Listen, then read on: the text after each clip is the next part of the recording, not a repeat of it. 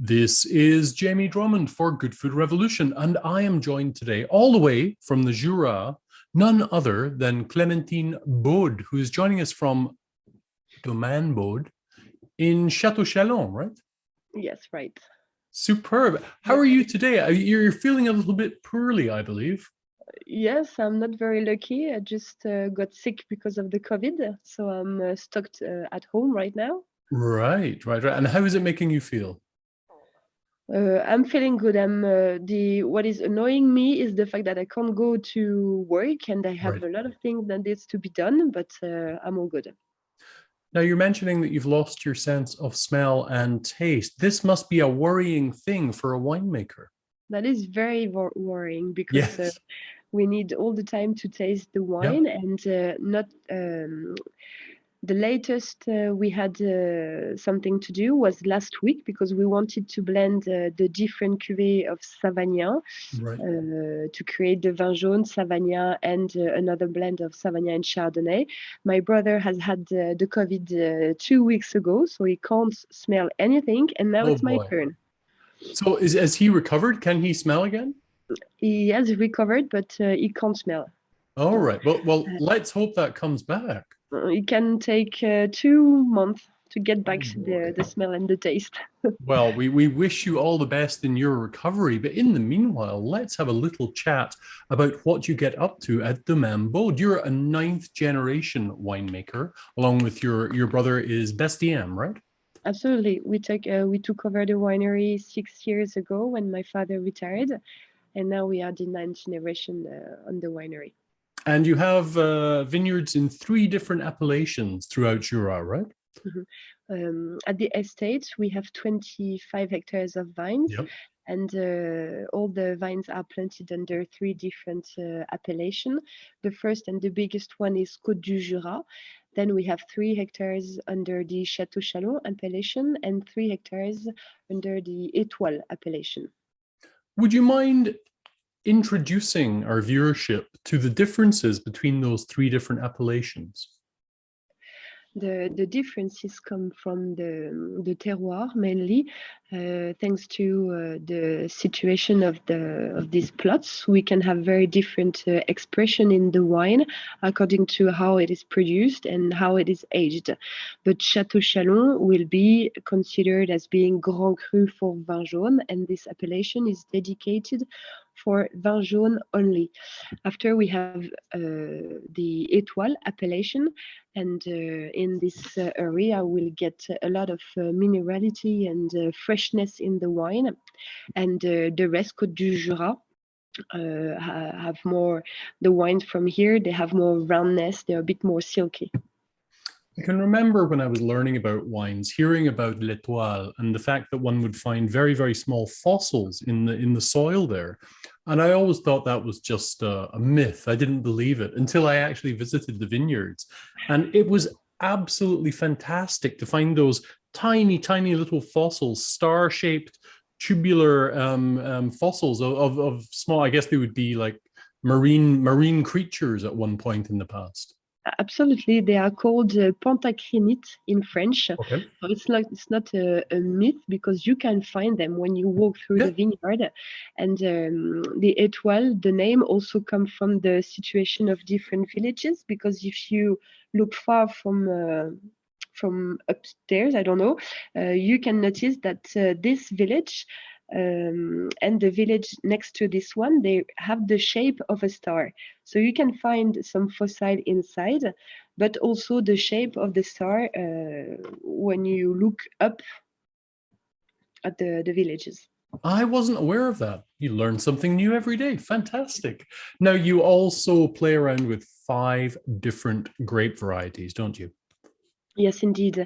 We are well known for the whites. We produce a lot of Chardonnay and Savagnin, but Chardonnay embodies 50% of the production.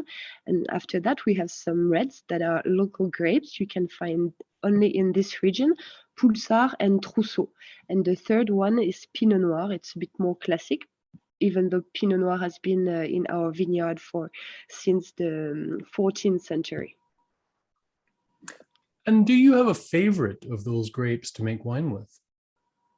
We love the Savagnin because that's the image of the Jura wines. Yes, yes, And yes. with these grapes, we can work very differently from what we can do usually in the wine field. We can work with the oxidative aging, and it's only with this grape that we can get such wines. Now you have this grand history going back to 1742 of the estate. Now you do follow many traditions, but you're quite a young winemaking team. So has the winemaking style evolved since since you came on board? That's a good question. That was quite complicated for us because on the one hand, it was important to show the people that we would preserve all the habits and the method we have at the winery. But people were also expecting something new because we are a new generation and we need to prove that we can bring something to the winery. So we started by continuing. We didn't change anything at the beginning, Right. so that the clients could see that we were reliable, trustable, and we've been trying to make new things for 2 or 3 years now, and the result is very satisfying because people thanks us for what we are doing, and we try to create new cuvée with new label as well.